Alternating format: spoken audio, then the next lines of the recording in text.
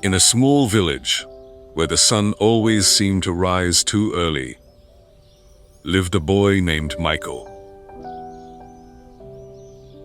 The village was quiet, predictable, safe. Roosters crowed at the same hour.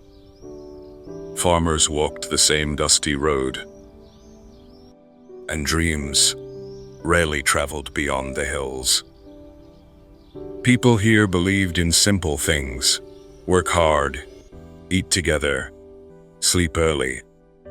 No one talked about the world outside, but Michael did. He would stand in the middle of the rice fields, staring at the horizon like it was speaking to him. He didn't hate the village. He loved it. He loved the smell of wet soil after rain. He loved the warm soup his mother made. He loved the laughter echoing from wooden houses at night. But somewhere deep inside, he felt something bigger calling. Not louder, just farther. And sometimes, when the sky turned orange and purple, Michael would whisper to himself, "There has to be more than this." He wasn't ungrateful. He wasn't rebellious. He was just curious. And curiosity, in a place that fears change, is the beginning of a very lonely dream. Michael asked questions no one else dared to ask. What's beyond those mountains?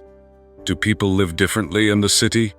Can someone from here become something more? The elders would laugh gently. "Why would you need more?" they said. "This is enough." And maybe they were right. The village wasn't poor. It wasn't broken. It was simply small. But to a heart that dreams, small can feel like a cage.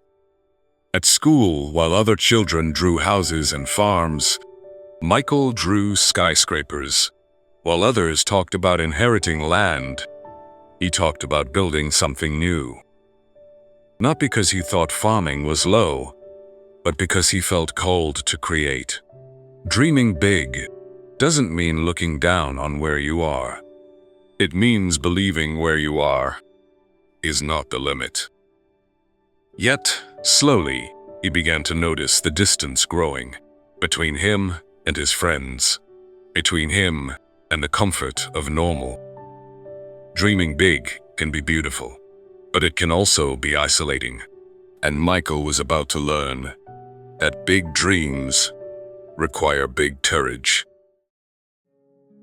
One night, as the moonlight slipped through his small window, Michael stared at his notebook filled with ideas. Cities, businesses, projects, plans. And suddenly, a thought hit him. What if I'm not enough? No one from his village had ever done something extraordinary. No one had left and returned successful. Who was he to think he could? Dreams are exciting in the daytime, but at night, they can feel terrifying. He imagined failing. He imagined disappointing his parents. He imagined coming back with nothing but regret. Doubt is quiet. It doesn't scream. It whispers. And that whisper almost convinced him to fold the notebook and become like everyone else. Safe, predictable, small. But then he remembered something his mother once told him. God doesn't plant desire in your heart by accident.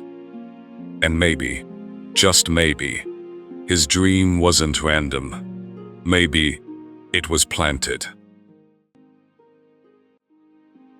Before chasing the world, Michael learned something important. Greatness begins with goodness. He helped his father in the fields. He repaired fences for elderly neighbors. He tutored younger kids after school, not because he had to, but because dreaming big doesn't mean abandoning where you stand. Many people think ambition makes you selfish, but real ambition makes you responsible. Michael realized something powerful. If he couldn't be faithful in a small village, he would never be ready for a big world. So he grew, not in fame, but in character. He learned discipline, patience, humility, and slowly, his dream stopped being about proving people wrong. It became about becoming someone worthy. Dream big, yes, but grow deep first. Because tall trees without strong roots fall in strong winds. The hardest part wasn't dreaming.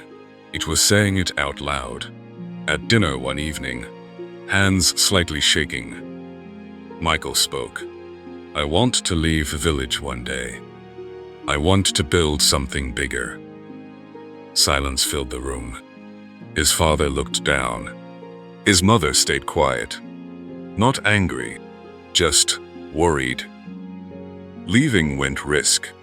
Risk meant pain. And parents fear pain for their children. I don't want to leave because I hate this place, Michael added. I want to leave so I can grow and come back stronger. That changed everything. Dream big, but don't burn bridges. His father finally nodded. If you go, go with integrity. And in that moment, Michael understood. Support doesn't always look loud. Sometimes, it's a quiet permission to try. The day came. A small train, a small bag, a very big dream. As the train moved, Michael watched the fields fade into distance. Fear sat beside him, but so did hope. Dreaming big isn't glamorous. It's uncomfortable. It means being the smallest person in a big room. It means hearing no more than yes. The city was loud, fast, unforgiving. No one cared where he came from. And for the first time, Michael realized, dreaming big means starting small. He failed, more than once. Projects rejected, ideas ignored, money running thin. There were nights he questioned everything. Maybe the village was right. Maybe enough was safer. But failure is not a sign to stop. It is a sign to refine. Michael remembered the fields, how crops don't grow overnight. They endure sun, rain, storms. Dreams are no different. So he didn't quit. He adjusted. He learned. He grew stronger. Not louder. Stronger. One morning, after countless attempts, something worked. An idea connected. A door opened. A small opportunity became momentum. Not overnight success, but undeniable progress. And Michael realized, dream big doesn't mean instant victory. It means persistent belief. He wasn't lucky. He was prepared. All those quiet village lessons, discipline, humility, kindness, they became his advantage. Years later, he returned. Not to show off, not to boast, but to give back. He invested in local schools. He created jobs. He shared knowledge. The village hadn't shrunk. His perspective had expanded. Dreaming big was never about escaping. It was about expanding capacity. And now, the boy who once stared at the horizon became someone others looked up to. Michael's story wasn't about becoming famous. It was about becoming faithful to the desire planted inside him. Your environment is your starting point, not your ceiling. The hills around you are not walls. They are reminders that there is always more beyond. And maybe tonight, as you stare at your own horizon, You'll whisper the same words Michael once did. There has to be more. And this time, you won't be afraid to believe it.